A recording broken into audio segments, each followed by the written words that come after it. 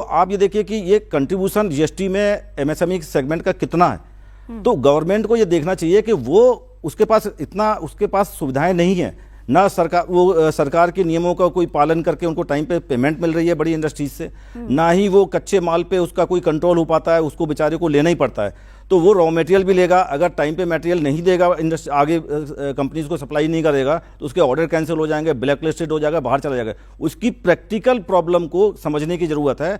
इस समय जिस तरह से मार्केट फ्लक्चुएट कर रही है, इनपुट कॉस्ट बढ़ रही है, ऐसे में एमएसएमई सेक्टर के लिए टैक्स रिबेट बहुत जरूरी था जी। कई सारी चीजें हैं जो अब सस्ती हो जाएंगी, उनका इंपोर्ट सस्ता हो जाएगा। जैसे चमड़े का अगर सामान आप बना रहे हैं, जूते चप्पल की इंडस्ट्री है, क्या उसे फायदा नहीं होगा इससे? नहीं चाहे होगा। वो बैटरी बनाने की चीजें हैं, उनका इंपोर्ट सस्ता हो रहा है, तो क्या उससे फायदा नहीं देखिए, होगा? गवर्नमेंट का जो फोकस्ड एरिया है, अगर आप देखें इंफ्रास्ट्रक्चर पे बहुत अच्छा काम कर रही है गवर्नमेंट। एक जनरल अगर बात करें तो गवर्नमेंट का फोकस पूरे इन टोटल है।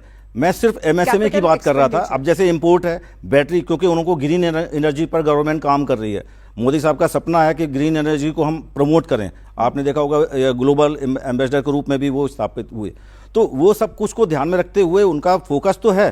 तो इस वजह से उन्होंने ईवी सेगमेंट के लिए ये प्रमोट करने के लिए उस पर इंपोर्ट ड्यूटी वगैरह कम किया है। तो ये अच्छा कदम है, इसका मैं पूरा वेलकम करता हूँ। लेकिन जो एक सेगमेंट है जिसका दर्द है हमें, जो एमएसएमई सेक्टर का, उसको कहीं ना कहीं पे अनदेखा किया गया है। उसको एक सपोर्ट की जरूरत थी, वहां पर नहीं मिला। और जैसे आगे पीछे भी बोल रहे थे, एक लो बजट के जो निम्न आय वर्ग के लिए जो आवास की सुविधा है, वो कहीं ना कहीं इंडस्ट्रियल सेक्टर्स में मिसिंग है। जैसे जो बाहर से आने वाले जो लोग होते हैं, जो इंडस्ट्रियल सेक्टर में रहते हैं, वो अपने बच्चों को सही से लिविंग नहीं दे पाते हैं, उनको सही से कहीं अच्छे कॉलोनी में रख नहीं पाते हैं, जैसा कि कच्चे कॉलोनी में रहते हैं, कहीं कुछ रहते कर दिया गया, आप ये जी हाँ, उनको अनदेखा किया गया। महेंद्र तिवारी जी हैं, सीए हैं, टैक्स एक्सपर्ट हैं, उनसे जान लेते हैं।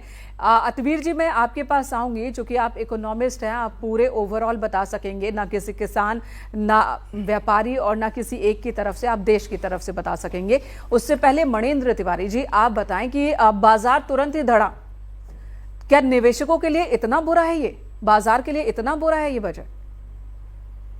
इसमें अच्छी चीजें भी बताएं कि अच्छी चीजें क्या हैं और क्या डर बाजार को क्या दिखा? बाजार को इस बजट से कोई इंसेंटिव और कोई सेंटिमेंट नहीं मिला जिसकी वजह से वो इंक्रीज करे। ये स्टेटस क्वो मेंटेन किया गया है। इसको कंप्लीटली एक आने वाले फ्यूचर के लिए डेवलप करने के लिए बड़े सारे इंफ्रास्ट्रक्चर्स के डेवलपमेंट पे बात की गई है और उन पे स्ट्रक्चर्ड किया गया है। एमएसएमईज को लेके कोई भी ऐसी इश्यूज नहीं एड्रेस किए गए हैं। बट आप ये देखो कि जो वन डिस्ट्रिक्ट वन प्रोडक्ट का प्लान है, उसमें इन्होंने एक्सपेंडिचर अलाउ किया है।